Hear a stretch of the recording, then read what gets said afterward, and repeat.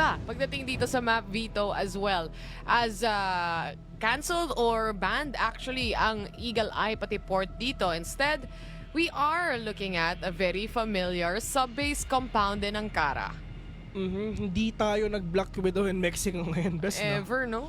4 na Oo. series, wala. Oo, 4 na mapa lang umiikot na lang lahat. Port, sub-base, compound, and carry lang talaga. Nakasika natin today. Pero yun nga, Ubik Maniac will actually get itong sub-base. Nanalo sila dito kanina. Compound as well being picked up by Matches. Pero look at that. Sino ang global risk? Ang Ubik Maniac, yun yung pinili nilang side dito, Bessie. Oo nga, no? So, it's gonna be interesting kung anong magiging ipon ng puntos nila coming into this match as well. Kasi dyan natin nakikita yung mga matitinding comeback kapag nagsaswap na tayo ng sides, especially GR to BL. Yeah. And ngayon, of course, sub-base, kanina nakita natin yung performance. Sabi mo nga, nanalo yung Ubek dito at pinili rin nila to a while ago. So we were able to see kung ano nga ba yung kakayanan nila. Ang tanong, nanood ba yung Matches? Nag-aral ba yung Matches? Dahil, of course, kung tutuusin, para sa fight na to, comparing sa Execration versus Ubek Maniac, diba? Mas dikit kasi rin tong dalawang teams na nakikita natin ngayon. Even on the leaderboards, it speaks for itself. Yeah. In terms of leaderboards, bago magsimula tong araw na to, I mean, Matches, they're actually sitting sa 4th place. Tapos Ubik Maniac is 2nd. Kumbaga, we can say na itong 2 teams na to has a better chance of going dito sa ating playoffs that will happen actually in the 2nd week of July, sa July 13 and 14. So, at least they have a lot of room to improve kung ano ba yung mga pwede nila ipakita dito. Pero yun nga, ito yung mga mapa na makikita natin, ito yung mga games na talagang patutunghayan natin, and it's just them kung paano ba nila ma-outshine yung isa't isa. Pero Bessie, alam mo na. Prediction-wise para sa dalawang teams na to, I think this time pupunta ako sa Matches. O sige, sunod ako sa kabila. Sa Ubek ka. Ganyan. Oo. Tapos viewers Ganyan. na bahala, no? Bakbaka na kasi, Oo. no? Ratrata na. O, tara, game na. Hindi pa rin sisimula yung game. Barila na, mga tropa. Tignan mo si Dolph. Isang ubo na lang siya. Pero pagkatingin mo dito kay A7J, medyo natamaan naman siya dito ng kakaunting bala. Pero 2 minutes remaining on to this game though. I mean, once again, utility play. Ulit-ulit lang yan, paikot-ikot lang yan. Execution-wise, dun tayo magkakaalaman. Let's see how will they execute the next following rounds. Control. Pagdating sa mid doors, ang nakikita natin dito mula kay Rels, the sniper position already in play. At alam naman natin yung kakayanan ni KLP. Nakita na natin kanina. Pero si JJ ang unang tumumba dito. Uy, I mean, that is actually a first blood onto JJ na talaga nakita natin si JJ kanina na talaga sobrang impactful nga niya with all these multi-kills on hand na talagang kino-consider nga natin siya. Pero at least kitang-kita natin, Bessie, lahat ng players ng UM dito, gutom na rin sila, ngumunguya sila eh. Oo nga eh. May change outfit na nga yung iba sa kanila eh, Oo. di ba? Nagbago na yung mga damit nila kanina. Ngayon, si Loy, at least makakahanap siya ng isang kill dito and leaving Ubik Maniac. Wondering, saan nga ba tayo pupunta? Anong space yung meron tayo? Kasi itong AWM papunta ng BA, hindi rin magiging successful yung take. So really, any space that they wanted to take here in this round, hindi pinagbigyan ng Matches. I really love the approach na pinakita dito ng Matches eh, no? I mean, andun sila sa safer side ng spectrum natin dito. They're not overextending, can wait, and at the same time, they're overextending safely as well. Magpipay off ba yung ganun? Though, at syempre para sa Matches, nahanap kasi nila yung mga pick-offs na yun agad-agad. Dun pa lang sa mga sniper position ni Rels kanina pa. And this time, for Ubik Maniac, a bit of a slow play. Iwan yung C4 pagdating sa mid, at least to spawn. At medyo nag-expect sila na baka merong nagpo-push coming in at merong umiikot na kahit papano from Matches. But it's not really the case. Instead, si Rels, low HP man siya. Again, it's the angle that he has to hold on to anyway. This is the angle nga talaga na kailangan tututukan kasi if ever hindi, baka nga ma-crossover ito ng UM papunta nga dun sa kabila. Pero at that moment, dito sa ating minimap right now, it's just them trying to na nag-umaamba nga papuntang B. Tapos, yung isang player which is itong number 4, talagang kalmado pa rin sila. Hindi sila umiikot dito kung saan-saan man. It's just that pickoffs talagang kailangan nga nila mag-consider. But look at that! Rels with a 3K! May kasama pang nade! Nadamay pa sa hukay, ika nga. Pero Dolph doing good job handling one player down, pero hindi niya kayang hawakan. Tatlo at least na kailangan pumush papasok dito sa loob ng site at Matt Jess. Lamang sila ng dalawang puntos actually. Crazy Rels, man. I mean, that pickup onto that 2K from afar. And samahan mo pa ng nade, so mapa-utility man or mapa-firepower, talagang he's really there on top. But at least, onto this moment, utility play is actually really flying right now for the side of MJ. Pre-fires, ito napapansin mo, Bessie, ang daming pre-fires dito napapansin mo. Totoo. Sobrang tad sila ng pre-fire sa totoo lang. Kasi expect the unexpected. Onto that smoke, smiley mo, they're creeping up slowly. Especially dito sa wooden doors. Lalo na kung naka-M4 ka, diba? Mas masakit yung tagos ng bala ng M4 anyway. So, kung tatama ka dun sa sniper position na usually memorize mo na rin naman kung saan yung mga sniper positions dito, baka makachamba ka, diba? And that's already a pick-off. Imagine. So, with this, we are looking at a 5v4. Yung AWM setup na yan, instead of mid-doors, mapupunta dito sa ilalim ng stairs ng A. Kaso nga lang, that first shot doesn't hit. Dolph, on the other hand, gets pinned down mula doon sa kanilang pistol. 2 kill para kay Rels bago siya mawala. Nagkatamaan sila mga tropa at yan ang pinakamalaki nilang problema. Pero pagdating naman dito, 2 versus 3, lumalamang na ang UM at yun yung pinakakailangan nga nila. Whenever na talagang nanggiinit dito ang UM, talaga nag-overheat talaga sila. But now, A7J from up top, Frey, kasama lang niya, no, will catch one. 3v1 mga tropa, A7J nga natitira pero napakadami mong kalaban, 3 na sa harapan mo na. And no! Says no to them. 1-2 already. Ito na ang simula ng UM na makakascore ngayon. Kumbaga, syempre, ito na naman tayo sa mga start-off ng rounds natin. It's more of how well can you adjust sa playstyle na pinapakita ng nakakalaban mo. And so far, that's a good adjustment agad-agad from Ubik Maniac. Ayaw na nilang palakihin pa yung score na yung gap, lalaki pa lalo, no? So, still, for UM, sila yung BL, sila yung kailangan umatake. It's a play for picks. And ngayon, kailangan nga nilang gumalaw. KLP, ito yung the amount of value na meron si KLP and KLB dito a while ago, it's huge, man. I mean, with all these multi-kills that they are doing, talagang hindi talaga nakaamba rin ang execution doon. Pero syempre, umaakit na tayo paunti-unti. Bali ang MJ, ang galaw na pinapakita ka nila, sila yung top 4 ng... sa araw na ito, sila yung top 4 ng buong Pilipinas so far.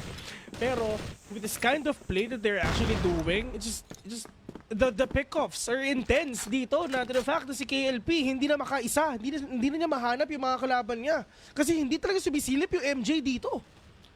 Tsaka, kung tutuusin, si Naloy dito, no, kahit paano, mga positioning nila, especially para sa side ng Matt Jess, talagang mafa-funnel in ka sa lahat ng bala possibly. Dahil ano ba yung mga options mo pagdating sa mapa na to, di ba? May bantay sa vents, may bantay sa stairs, may AWM setup. Pero again, without a flash right here, hindi na naman tumama si Rel sa first shot na yon. But he managed to pull off 1 kill out. Hindi nga lang nila napansin. MZ is just on the corner here. Makakadalawa pa ba siya? Nades coming in and hopping in mula sa vents. Yung bumaba na matay na rin. It's now a 2v2. You know what's crazy is yung need na binato nga dito ng MJ kanina na tinatry nila na bawiin yung pag-push nga ng Ubik Maniac pero hanggang dulo Ubik Maniac pa rin talaga nakakuha. Well, is the amount of kumbaga yung aggression na pinapakita talaga dito ng UM and for us to see na talagang sobrang dikit ng laban nila pero different approach comparing to our other games na kinas kanina. Oh, mas mabilis silang makahanap ng space dito. Oo. At UM, medyo dikit na pagdating sa vents. Inaantay lang nila kung sakasakali man na meron bang sisilip dyan, meron bang magja-jump peak dyan kasi usually meron na nag-aantay at nag-aabang. But Loy, He's holding on to his position right here when it comes to mid as well. Kung may tatawid din ba dyan, possibly. Pero ang pinaka-risky part is syempre, para kay KLB, ano yung timing niya dito? Good timing ang talagang pwedeng nga nila ipakita dito. Lalong-lalo na ang pwedeng gawin ngayon ng MJ is just siguro isang matinding lesson play na lang din talaga in terms of positioning. The fact ng UMD to try to switch up yung C4 kanina nasa may bandang A, deliver all the way to B. Just trying to open up something for themselves. It's like they're really trying to knock on the door at kailan kung hindi sila pagbuksan dito ng MJ, they're gonna go in na talagang sobrang violently. And this is the thing they're doing. 3 versus 3 already. Frey will fall down. Loy and MZ ang magkasama. KLP getting to the verticality. 2v1. This is gonna be a clutch spin gagawin nga niya. And he will catch one. Loy will be down. Wala siyang kill. MZ is nowhere to be found. Nakita na nga sila. Nalikuran ba ni KLP? Good find mula kay KLP dito. And the fact na he's holding on to an AWM as well and just a pistol, na-secure niya talaga yung mga kills coming in. And the fact na hindi niya rin alam kung saan manggagaling yung pangalawa. He was on a hunt at that point. Hindi na rin siya nagplant. Yung focus niya is really getting that final kill, that final blow towards MJ's side. At ngayon, UM na ang nakakalamang. Yun na nga. I mean, first 2 points, yes, MJ, pero UM with a big comeback again, big retaliation for themselves. Ito yung answer nila sa ginawa ng MJ sa kanila. Pero yung nag-clutch kanina, KLP, siya munang mawawalang una. Pero at least the next problem dito ng Ubik Maniac, there's no one that can actually na talagang tapatan ito mga players na to ng long range kasi yung sniper nila nawala na. Pero si Rels, with this kind of damage, one more bullet, I mean, kill is a kill for them. Pero before mapapatay si Rels, may sasama munang isa. Oh no, KLB, sagutan sila ng nade dito. Natamaan ba? Kahit pa paano, operate na yung swing out mula doon sa pagbaba ng Vince Loito. He's also gonna go down. Nandito na yung rest back mula sa kanila at nasalo pa rin ng ibang mga miyembro when it comes to that retaliation, that trade. It's all there. Matinding pagpalit-palit lang, pero props sa mga players nga ni MJ with that with the spray and pray na lahat talaga nagko-connect. Talagang it gave a hard time sa Ubik Maniac na makabawi nga dito, boss. Pero ngayon, yung isa na nawala din, which is si JJ. Sa totoo lang, JJ, high impactful player. Lalong-lalo na sa nung second series natin, pero ngayon medyo tumatahimik muna siya mga tropa. Kumbaga naghahanap pa siya ng best footing niya para makabalik dito sa round na to. I mean, with 1 kill only, pero kanina talaga nagwala siya, and it's all up to know with 7 kills as well. Pero naman sa kabila, si Rels. At yun nga yung problema. Pag yung top killings mo na players dito is magkasama sa isang team, kabahang ka. Frey, makakaalis siya doon sa sitwasyon na yun nang hindi masyado masakit yung damage kahit papano, pero sa dalawa masakit dahil si KLB nakahanap pa ng 2 kills papunta sa B-site, and now they're reverting back towards mid doors here. Harap-harapan ay 7J gunning down the last one para sa mid control nila, which is si KLB, at mukhang si KLB na lang ang natitira dito. And itong mga players na to, babawi at babawi na, pero hanggang kailan nila to iindahin? 1 versus 1, KLB versus A7J. Uy, bumitaw. Narinig ni A7J yan. So ito na yung pagbangon nga nila, ito yung pagbawi nila. Pag nakita na sila, sumilip sa pinto, sumilip lang kung may tao ba. Sabi nila, meron nga. Alam niya malayo. Rolling daw siya. Alam niya malayo. So, this gives him enough space, enough timing as well to revert back sa kanyang posisyon. At dito ang nahanap niya. Kitang-kita niya na rin kung nasan si A7J. It's just a matter of, can A7J get a headshot and maybe pin down KLB? Sino nga ba mananalo sa dalawang to? Dahil mukhang aambahan at lalaruin lang ni KLB yung oras. At yun na nga, the headshot settles in. At mula kay KLB pa. Yun nga, no? I mean, on to the side ngayon ng at least, in terms of win, it's not that dominating comparing their match against Execration. Pero they're actually finding ways for them to do it. Medyo slow lang din yung approach nila, Bessie. Pero kuhang-kuha pa rin nila paunti-unti. Sa side ngayon ni JJ, I mean, yes, nag-recon siya dito for sure. O, tama, nag-recon nga siya. Pero ngayon sa side ng MJ, Rels getting tagged. Where's the answer? Wala muna. Nabawasan si Rels na walang kalaban-laban dito, pero asan ba yung sagot ng mga kakampi niya? MZ, onto the corner. Loy as well. If ever sumilip si KLB dito, this is actually bad for him. Kasi may trade if ever. He's also aware na meron nasa ilalim niya. Kakabato lang ng smoke dito ni Loy pagdating sa mid doors. Kaya may awareness siya na may nag-aabang dyan. Which is usually meron naman talaga. It's really a lot more about the timing itself and making sure na may late cut ka compared to having that first initiating fight. Pagdating dito sa Vents control natin, makakita ka lang ng mga first blood dyan kapag talagang may nagja-jump peek doon sa box para masilip kung may tao nga ba. But mukhang para sa Ubik Maniac, really a big difference dun sa playstyle nila kanina against Execration, ha? I mean, sa totoo lang, if ever you're gonna step up, ito na talaga yung oras nga na pwede nga nilang gawin ngayon. 4 versus 3 right now. Rels and MZ and A7J ang natitira nga dito nga sa kabila. Pero, pistol kill. Ooh, that's crazy. Rels only man remaining. Pero KLP will fall down. 1 versus 3. Rels is low. Meron pa siyang mga smokes nga dito. Pero KLB, at least with that swing, really aggressive swing on the side of KLB, taking down Rels again. 5-3, last round sa ating first half, Bessie. Grabe sila mang-hunting ng kalaban, no? Talagang contact play madalas yung nakikita natin dito. Making sure na makagapang sila slowly but surely and then popping off. Killing players left and right mula sa side ng MJ. Kakasagot naman yung MJ minsan. Pero nga lang, again, dahil nagdedepensa sila dito, you have to make a rotation happen still before ka pa magkaroon ng trade. And speaking of trade, wala silang makukuha pagdating doon sa mid-wooden doors dahil yung sniper ni Rels nakapitas na naman ng isa. Oo. Ito ata yung Vents ata nilabanan nila eh. And titry ulit nila na gawan ulit ng paraan totoo And tignan natin kung talaga magagawa na nga nila kasi if ever hindi pa, Diyos ko, talagang sobrang kulang na ng puwersang ilalabas nila. Pero A7J, getting tagged. KLP, sobrang low. Dolph, mawawala pa. Kala ko makakabawi nga sa, pero si JJ ata, talagang kailangan niya bumawi ngayon. Sa 4v3 setup, 4v3 scenario that we're looking at here anyway, dalawa nakaabang sa B, isa naman sa A, at syempre, yung mid na yan, mas importante para sa kanila na hindi mabitawan. Dalawa ang nag-aantay dyan. KLP slowly but surely peeking through the corners as well. At may konting pag-amba papunta sa B site. But honestly, for Ubik or for Matt Jess, they're not really giving any info para sa side ng Ubik.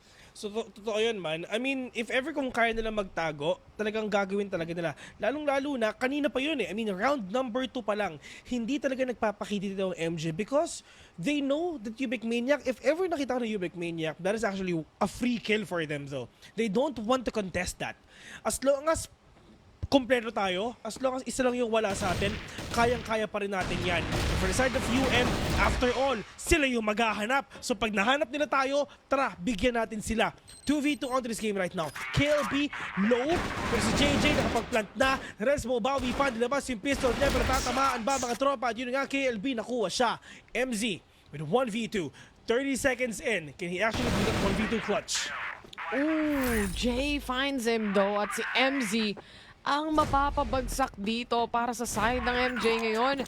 It's a 6-3. Magsaswap na tayo, syempre, ng sides. Mapupunta sila sa GR para sa Ubik Maniac. And we've seen them play this a while ago. They're pretty rough when it comes to this GR side dahil mainit din ang dala-dala nilang firepower. But firepower it is dahil harap-harapan nilang kakausapin at sasabihin na patay na ang dalawa.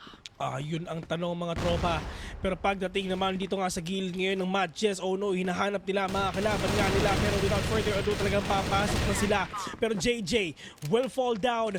2 versus 2 already. KLP and no ang natitira nga para sa kanila. Pero less than 2 minutes mga tropa. Paano nila pupusuan to? Paano nila pupuntahan to? And yung mga players ngayon ng MJ, sila naman talaga ang dediretso.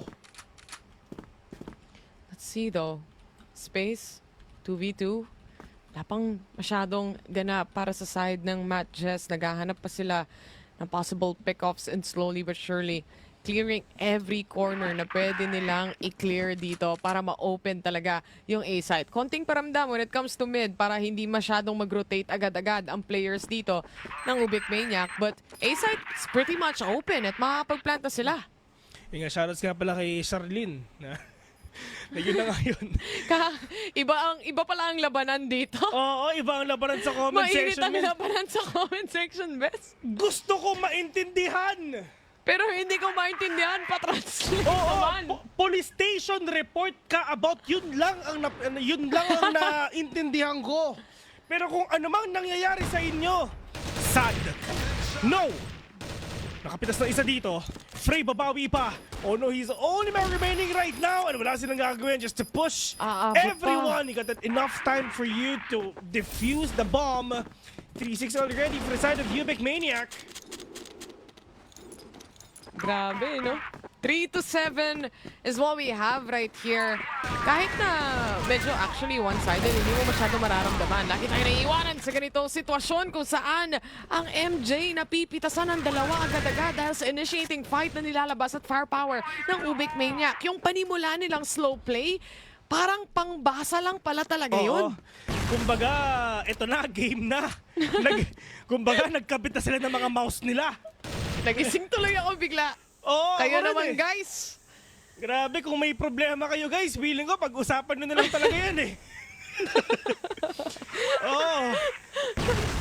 Lalabas ko muna yung tropa ko na taga Cebu din para maintindihan ko naman yung nangyayari. 4v3 na kasi to, kaya mainit ang labanan. Si Loy nakahanap na naman ng isa and now we're down to a 3v3. Ito na mga tropa, mukhang papasok na ata sila si KLB. Talagang sinasarado nila yung mga pintuan nila para di makapasok mga kalaban nila. Pero pagdating naman dito ngayon, yung C4, alright, trap pa.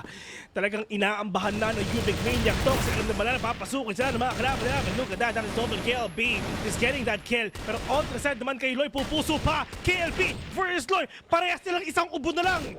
Isang ubo at isang higop na lang. Pero Loy pa makakakuha ng kill na yon. 7-5. Hinipan niya si KLP dito at tumumba siya ng tuluyan. Ika nga, 7-4? 4. Ang score line natin dito actually.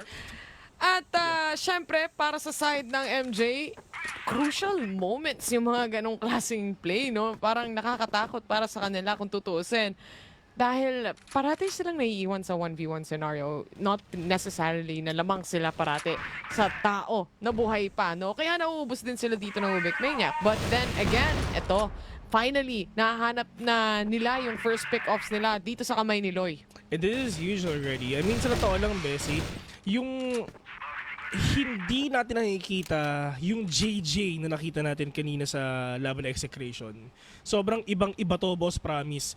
Pero, I mean, it's up to them kung yun talaga yung play, though. I mean, at least, look at KLB really performing well as well together with together with other players, and lalo na si No. Pero dito naman yan sa MJ, with that, Loy and Rels, talagang sila talaga yung nagwawala nga dito. Pero onto that corner, KLB has a perfect view. If ever talagang papasok sila sa A, at nung namatay si MZ, mamba out sila lahat. Mamba out indeed. It's a 4v3 with wooden doors. Not really much action. Ika nga, smoked off naman yan kahit papano. Rotations coming in as well para sa ibang mga members ng Matt Jess. Nakakaramdam sila. It's gonna be that B-take. Alam nila yung info. That's why 2 players are reverting back. Pero may isa pang lurk dito na player na mauhuli din. At si Rels nga, nawala na. Frey on the other hand gets that direct or rather an indirect trade. Nakakapag-setup na sila dito ng C4 and mula sa likuran, daraan na nga si KLB. He punishes Loy out here. It's a 2v2. 2v2, at least KLP wala na dito. KLP natatamaan nga siya ng bala, mga tropa. Dalawa pa ang katapat niya, 28 seconds. Yung may nade pa siya, utility play, gagana pa. Frey, oh no, nahuhuli niya. Pero wala siyang idea yung kalaban niya nandun lang sa may corner, sa may kanan niya. 18 seconds in, yung oras nawawala na. Kailangan nga niya makapasok mga tropa. Pero si A7J, sandang-handa siya. Pero alam niya kung nasan to. Yung oras inubos lang niya at may oras pa siya for him to defuse the bomb. parati silang nasasaktuhan na there's just really more than enough time to defuse the bomb here, the C4 here. At yung retake scenario dito ng Ubek Maniac talagang nag-work out in their favor heavily as well. Ito na naman, yung laban na naman nila papunta at yung aggressiveness na yan, madalas nag-pay off. But this time, MJ, aware na aware sila. Isa lang mapipitas nila dito at si Rels na damay pa. And paano nila gagawin mga tropa, napakahirap nga kasi handang-handa na rin dito ang MJ na tapatan mga kalaban nila. JJ, una na namang nawala. Yung information na nakuha niya, buti na talaga meron siya nakuha. Pero in terms of nades, napakadaming lumilipad mga tropa. Pumunta nga dito sa A and ino-overpower nila. You feel the foul na nila, men. Lahat sila dire-diretso na. And eto na, bombarding MJ with all the utilities dito na meron sila. Patience. Itong AWM doesn't hit the 2 double shot na sinubukan niyang gawin. Smoked off na naman kasi yung loob ng site dito. Nakaset up na ang Matt Jess pagdating sa kanilang post-plant positions. It's a 4v4 Loy. Good for one, even for the second. Para kay KLP. Ngayon tuloy, dalawa na lang ang natitira para sa side ng Ubek Maniac. Dolph onto the corner. Kitang-kita din siya at KLP na lang ang natitira. Loy, napakasakit ng damage din niya as well sa round na to. Sobo silang papalit-palit lang dito, men. I mean, etong dalawang teams na to, hindi mo talaga alam kung sino talaga yung makakakuha nga ng win. It's just these teams na talagang, in terms of strats, oo, may differences. Pero in terms of aim, pantay na pantay sila. And look at Loy, 20 bomb already. Grabe. 20 kills in total. Even double the amount dun sa iba niyang mga kakampi. And it just goes to show kung gaano kainit na yung tutok ni Lloyd dito. Each and every time na meron siya maspatan, parang insta-kill para sa kanya. At insta-shutdown, ika nga. Again, for UM, anong adjustment ang gagawin nila dito? Dahil subukan na nila yung aggressive play kanina. Didn't really work out. Nakuha at nabawi yung rounds. But this time, it's more of a waiting game again. Ito na, nag-push na sila mga tropa. Grabe talaga ang labanan sa comment section. Maraming salamat sa mga nagtatranslate mga boss. Shoutouts nga pala kay Devon Balonga at saka kay Ryan Ang na talaga nagtatranslate. Thank you very much mga ton. Nakakaintindi kami mga Tagalog. Pero pagdating naman dito ngayon sa Ubek Maniac, kailangan nga nila ng isang matinding laban na pinapakita nila dito sa MJ. Kasi yung MJ pumupuso na rin sila. Tulad ng away na nakikita natin ngayon. Pero ngayon, wala nang intro-intro pa. Talaga mukhang papasok sila. Diyos ko, Dolph, kabahan ka. Mainit ang banatan pagdating sa mga teams natin dito at mukhang damage dumampi ng kaunti pagdating kay MZ. This will push him back at least for the meantime na mag-reset, mag-reposition kasabay ng ibang mga miyembro dito ng Madges dahil unti-unti na silang pumapasok pagdating sa A-site. Nakaabang yung sniper, yung AWM ni KLP. First shot doesn't hit. Ito na yung flash para sa isang reset na matindi and he gets one. No, on the other hand, to the rescue na rin at yung pistol tumama pa. Ay nako po, lahat talaga nagkakatamaan na. So yung pinaparinggan sa comment section, sana matamaan ka. Pero ngayon mga tropa, isa na lang ang natitira sa side nga ng MJ. Tatlo pa ang katapat mo. Ito na yung match point na hinahanap nga ng kalaban mo rin. Pero MZ nagpakita, no one nakakuha. match point na. Ito na yung match point na hinahanap nga nila. I mean, they started off this first half na malaki rin yung kalamangan nila actually. At talagang dito mo na makikita na mas confident na sila, mas comfortable na sila. But that confidence doesn't pay off this time because that plus the pistol actually punishes through. Pero right now mga tropa, A7J muna mawawala. KLP and JJ nakabawi sa kanila. 2 for us for all bread. Yung mga players ngayon ng MJ, at least alam nila na talaga sila may lamang ngayon. Si KLP ang natitira para sa kanila. Pero ngayon mga tola, itong mga players ng MJ, lahat talaga sila gigil na. If ever ginawa ng Sunday Shrooms yung comeback kanina, gagawin din nila. 6-9 ang scoreline natin dito. Nice nga, ika nga. At syempre for Madges, it's one step closer na mabaliktad, mabawi at maybe push this to an overtime para sa match na ito. This map pick of Ubek Maniac, by the way. Loy, tamang pre-fire lang pagdating sa wooden doors natin dito sa mid. Lang matatamaan so far. Damage-wise, pagdating kay Dolph, meron ng kaunti. But that is a kill coming in from Noel. A quick pre-fire, I think.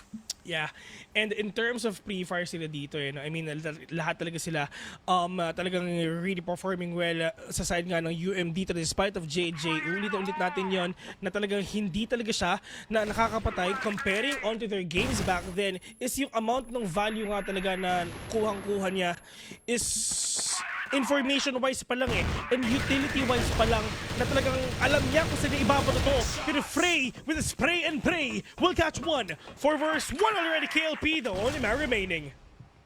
KLP, can he actually close this match into a clutch? That would be great. Pero nga lang, mainit din ang kamay sa gatilyo ng mga players dito ng matches. Napakahirap nga naman mag-clutch out ng wala ka pang idea kung saan possibly manggagaling yung iba. At mabilis din, rumisponde na ngayon ang matches. And the thing is, itong mga initial pushes nila, itong B, para sa ating Ubik Maniac, para sa GR side, napapunish na rin kasi agad Hindi na masyadong gumagana. Rels is very much prepared for each and every time na mag-i-insta-push sila doon. Oo. Ito, Bessie, ito yung importante. Maraming salamat nga pala kay Ate Sarlene kasi nagtatagalog na siya. Naiintindihan ko na mga sinasabi niya. Shoutout kay Kyle na tinatranslate pabalik sa sa Bisaya. Maraming salamat, boss. Ibang klase. Kompleto yung natin, coverage natin. Oo. Men, ayoko na mag-cast. Pwede ba magbasa na lang kami? Marunong naman kayo mag-CF, di ba? Manood na lang kayo, magbabasa na lang kami. Pero ayun na nga. Mas mainit to Pero ito na mga tropa. Tapusin nyo na to, Madges tsaka Ubik Maniac. Pagkatapos ng game nyo, may babasahin pa kayo mamaya. May mas matinding laban pa kayo ata mamaya. Mainit pa yon ata. Pero ito, 7-9, isang puntos na kailangan ng Ubik Maniac to close this first game. Pero so far, pinapahirapan sila ng matches na makuha to basta-basta lang. Wala na tayong masyadong nakikitang Vence control coming in from matches here. It's really more of a rough take pagdating sa mid and pagdating dun sa mga entrances ng site. And Loy, successfully taking down No. Ito na mga tropa. Papasok na yung ating mga players nga ng MJ ngayon. Pero pag ang problema nga ng Maniac is na lang ang kailangan nila. Pero ito ata yung comeback na hinahanap nila. Pero right now yung mga players ngayon ng MJ, they're up and running. Wala pang patay kahit isa. Yung damage nandyan. Pero open pa rin naman talaga yung comeback na pwede ipakita nga dito ng Ubik Maniac. Kahit tanong silang natitira. Andiyan na yung damage. Andiyan na yung depensa. Sila dire-diretso na. Dot nakaisa pa. Babawi pa. Dot kinibat ka rin talaga. Babawi siya na katak sa mga tropa. Pero let's see if ever makakapat. And that is Dolph with a 4K! That's the round! That's the game! And that's the closer para sa side ng Ubik Gaming dito. At makikita mo kung gaano ka-hype yung mga players coming in from Ubik Maniac knowing well enough